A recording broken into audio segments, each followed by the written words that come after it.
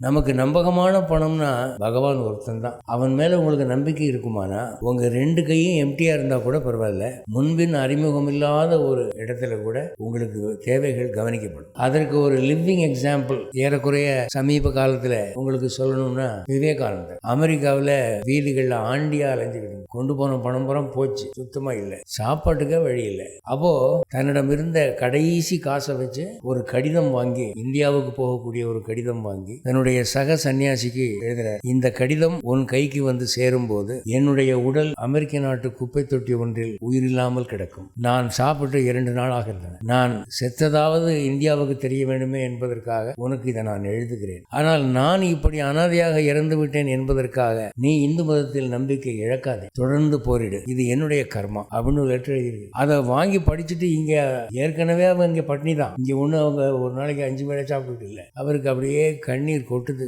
அந்த நேரம் பார்த்தா அவருடைய நண்பர் ஒருத்தர், ஏய் நம்ம நரேந்திரன் போட்டோ பேப்பர்ல வந்திருக்காப்பா அப்படின்னு நியூஸ் பேப்பர் பண்ணிருக்காரு. பார்த்தா அமெரிக்க நாட்டு உலக சமய மாநாட்டை உலுக்கிய இந்தியர் அப்படின்னு ஒரு போட்டோ போட்டு வந்திருக்கு. என்ன இது ஆச்சரியமா இருக்கு. என்ன நடந்ததுன்னா, இந்த கடிதத்தை தபாலில் சேர்த்து விட்ட பிறகு அவர் பசியிலே தள்ளாடி தள்ளாடி நடந்து கொண்டு போகிறார். மனசுக்குள்ள, பகவானே இப்படி இந்த நாட்டில் வந்து சாகணும்னு எனக்கு எழுதியிருக்க, என் உடல் கூட பாரத மாதாவின் மடியிலே தவளை எனக்கு பாக்கியம் இல்லையா என்று அப்படியே புலம்பிக் கொண்டு வரும்போது ஒரு ஸ்டேஜில் அவருக்கு மயக்கம், ஒரு குப்பத்தட்டில் போய் விழுந்துட்டு. ஆனா அவர் விழுந்த குப்பத்தட்டி ரொம்ப வரலாற்று முக்கியத்துவம் வாய்ந்த குப்பத்தட்டி. என்னன்னா, அமெரிக்காவிலே நிகழும் உலக சமய மாநாட்டினுடைய ஆர்கனைசருடைய வீட்டுக்கு எதிரே இருக்கிற குப்பத்தட்டி. அந்த ஆர்கனைசருடைய ஒய்ஃப் வந்து ஜன்னல் வழியா இதை பார்த்துட்டு, இந்த ஆளை பார்த்தா பிச்சைக்கார மாதிரி தெரியல, இவருடைய மிடுக்கையும் கம்பீரத்தையும் பார்த்தால் இவர் பெரிய அறிவாளி போல தோன்றுகிறது என்று தன் வேலைக்காரியிடம் சொல்லி அவரை தூக்கி வரை செய்து